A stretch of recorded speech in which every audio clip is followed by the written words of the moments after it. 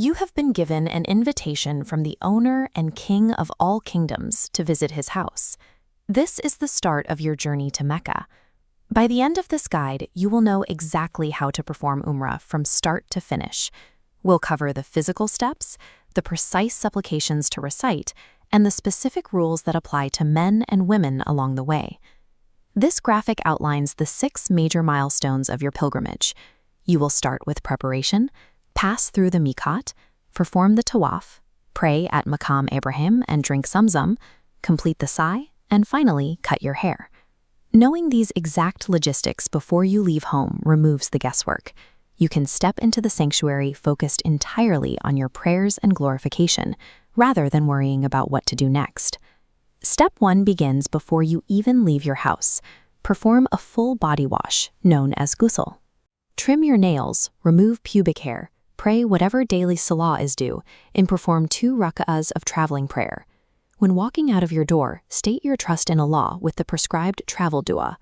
As you settle into your car or transport, recite the supplication acknowledging that Allah has placed the vehicle at your service.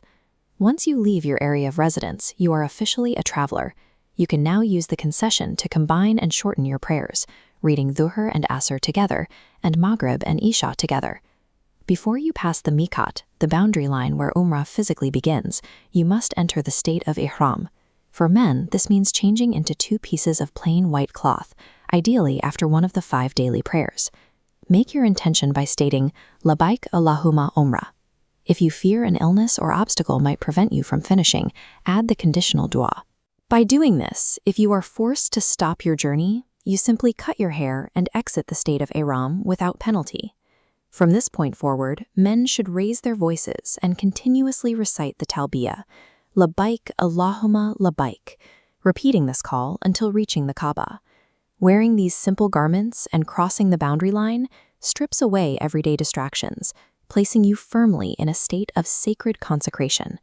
Step 3 is the Tawaf. You must have wudu before beginning this. Enter Masjid Al Haram with your right foot first and recite the entry dua, asking Allah to open the gates of His mercy for you. There is a strict physical rule here for men only. Before you start, arrange your upper cloth to leave your right shoulder completely bare. This is called idtiba, and you will maintain this exclusively during the Tawaf. You begin your circuits right here at the black stone. Kiss it if you can reach it safely. If not, touch it with your right hand.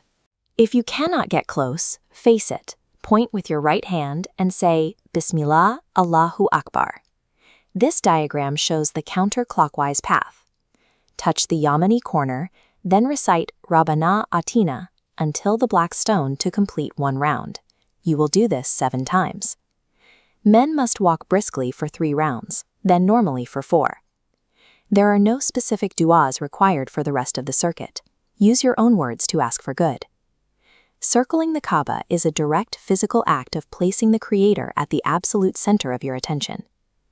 Once you finish your 7th round, men must immediately pull their ihram back up to cover both shoulders. Do not leave your right shoulder bare. Step 4 takes you here, to the golden enclosure of Maqam-e-Ibrahim. Move behind this structure and pray 2 short rak'ahs. After reciting Surah Al-Fatiha, it is highly recommended to read Surah Al-Kafirun in the first rak'ah and Surah Al-Ikhlas in the second. Next, locate the Zam Zam water stations around the mosque. Make a personal dua, drink the water, and pour a little over your head. Taking the time to pray and hydrate here provides necessary physical restoration and spiritual grounding before you begin the exertion of your final major task. Step 5 is the Sa'i. As you leave the main masjid, recite the exit supplication and look for signs directing you toward Mount Safa. When you step up onto Mount Safa, turn to face the Kaaba. Raise your hands and repeat the prescribed Arabic declarations of Allah's greatness and oneness 3 times, followed by your own extensive personal du'as.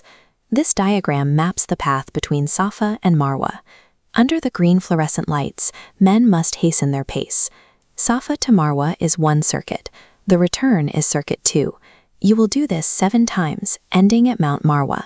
Walking back and forth across this distance mirrors the frantic search for water by Hajjan. It is a profound physical reminder that our strenuous worldly efforts must always be paired with trust in Allah's ultimate provision. To finalize your Umrah, there is one last mandatory action: cutting your hair.